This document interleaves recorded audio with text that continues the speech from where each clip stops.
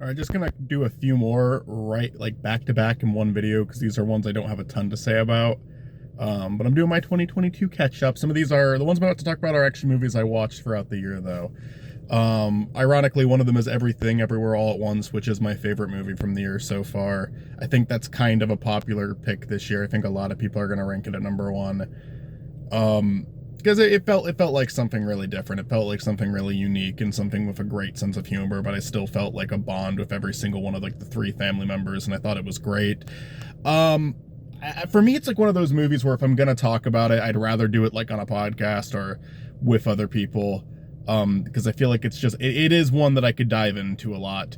But just in terms of like generic thoughts, I'm literally just going to say the same things that everyone else has said. And I don't really feel like just generalizing it like that right now. It's a great movie. I loved it. I think I'm going for a 10, but time will tell because I have given movies 10s that go down to a 9.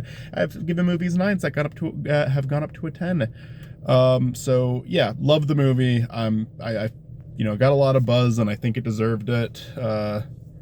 Good stuff. Next up is Chip and Dale Rescue Rangers. Honest to God, just pure curiosity. Ugly Sonic definitely was a selling point for me because I thought that was hilarious, and I thought that they used him really well. I think they used him really well in that. I actually enjoyed the Ugly Sonic scenes. I don't give a shit who thinks that stuff was forced. Those were the only parts of that movie I enjoyed. Where yeah, everything else. It's not Space Jam 2 bad. It's not. What's the like Ralph Breaks the Internet bad. I didn't think it was nearly as obnoxious as movies like that. It got a couple of laughs for me. The bootleg Simpsons bit I thought was hilarious, but they did their own version of Hi Carumba. I love shit like that. Most of the movie was boring to me, and that cell shaded shit they're doing with which one is it? Dale? No, Chip. That's fuck that. I'm not even gonna like sugarcoat that. It's Disney. They could do 2D animation. They're trying to do this movie with like the old and the new of like what their movies look like, and they couldn't commit to it at all. Fuck that.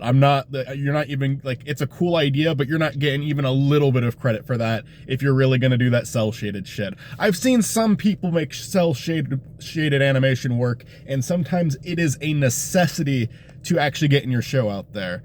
Like something like Ruby, for example. I'm not personally a huge fan of that show, but I know that they do like some 3D animation that's cell shaded, and I know that it was like a Rooster Teeth show, so I get it. It's not like, they don't have like as much money as someone like Disney does, so I get it. Yeah, make it a 3D show, fine, whatever. And I've also, like, there was even this weird show, like the Drinky Crow show that I just recently watched with Chris for a video that we'll have for a TV dinners on this channel soon. And I thought that one made a good use of cel-shaded animation. I thought that one looked nice. It can work, but again, this is trying to emulate that older style, so that alone is just a huge turnoff for me, because it's like, maybe the people who made the movie really wanted to do that. Maybe the people who made the movie had that intention, but Disney just didn't give them the resources for it. But still, yeah, fuck you, Disney. That's such bullshit. The rest of the movie is whatever. Like I said, I don't love it, but it's a lot less obnoxious than something like Space Jam 2, in my opinion. And I thought they had some fun with some of the cameos. Like Ugly Sonic, that's a really fun cameo to do, because that's like finally seeing that version of him in a movie. But also having like Tim Robinson do the voice, that was really funny. And just making him really insecure, I love that. I kind of liked what they did with Peter Pan initially, and then I learned about the story behind the voice actor. I actually was not aware of that story. So that's weird. That's definitely weird. It's hard to imagine that Disney wasn't aware of that. Or like the people who are like working there were not aware of that. But, maybe the people who wrote the script weren't aware of that, but maybe it's because, Peter Pan is that type of character where it's like he was the character that never grew up, so maybe that's more what they're building off of rather than the true story of the voice actor. Maybe they were aware of the story of the voice actor, but didn't think anyone was going to interpret it that way. Regardless, I think the criticism they got for that was probably justified. I don't know. Maybe it seems something you could be more thoughtful about. But who knows? Still, I felt like having Randy from South Park in there was kind of interesting. Like, I was surprised to see a fucking South Park cameo in that movie. So that's what, like, the cameos in this, like, they're a lot more interesting to me than something like Space Jam 2 or Ralph Breaks the Internet, where it's just Warner Brothers and Disney showing off all the properties they had. This one, a lot of these aren't their own properties, so you kind of got that Roger Rabbit thing going. But also just a lot of them, again, they're more unique, I'll say. But then there's also some shit in that movie that, like, there's some low points for it too, don't get me wrong. Yeah, don't love this one. Watch it out of pure curiosity. It's not the worst thing ever made. I give it a 3 out of 10. Sonic Movie 2, talked about this one extensively on my other channel, Spiny Norman. I haven't promoted that channel too much on this, but type in Spiny Norman Sonic and you'll find it. I liked it, but I'm also a Sonic fan, so if you're not a Sonic fan, I have no idea if you'll enjoy this. The plot is, like, not very well crafted, in my opinion. It cuts away to shit that has nothing to do with the movie multiple times, and some of the pacing is a little weird, but in terms of making, like, the first one was fine, but in terms of, like, throwing more stuff in that fans of the series would actually like, yeah. It was a huge step up. I like Jim Carrey as Robotnik in this one. I did not like him in the first one. So, good job. I'm looking forward to the third one.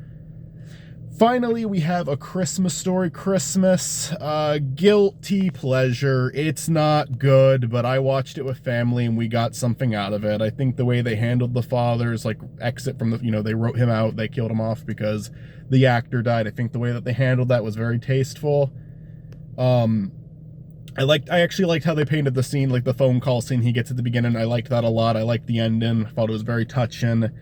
I think a big point that it gets is just they had all of the original cast members come back, like everyone's there.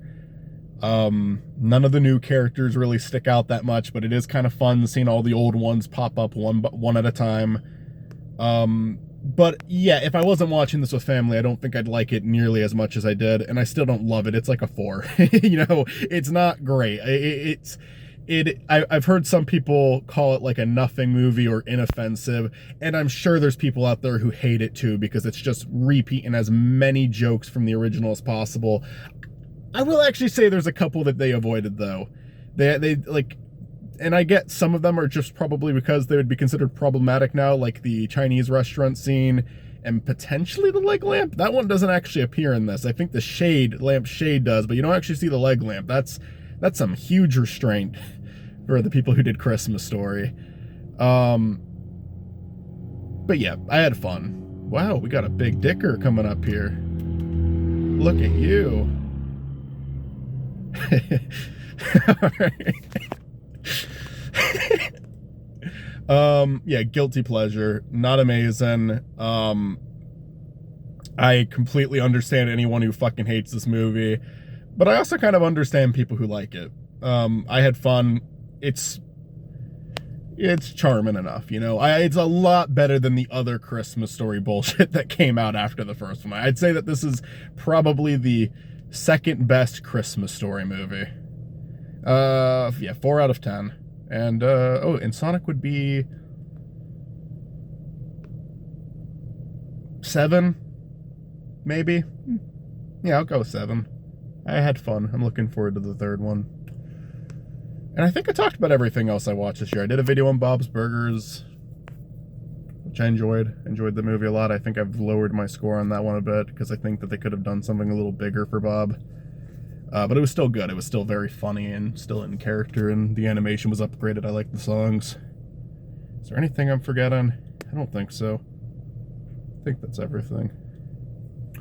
Oh, I saw Top Gun Maverick. I never saw the first one, but I thought it was a decent movie. I thought it was fun. I thought it was, you know, well acted. I thought the, you know, practical stuff was done very well. The stunts were done very well. It was neat to watch. So not really my type of movie, but I went to see it with family. I wasn't excited for it. That's something they wanted to go see, and I was just gonna like, this is gonna be a slow 2 hours. But no, at the end of the day, it actually went by pretty quickly. It was pretty entertaining. I'd give that one a 6 out of 10. And I think that's good for this one.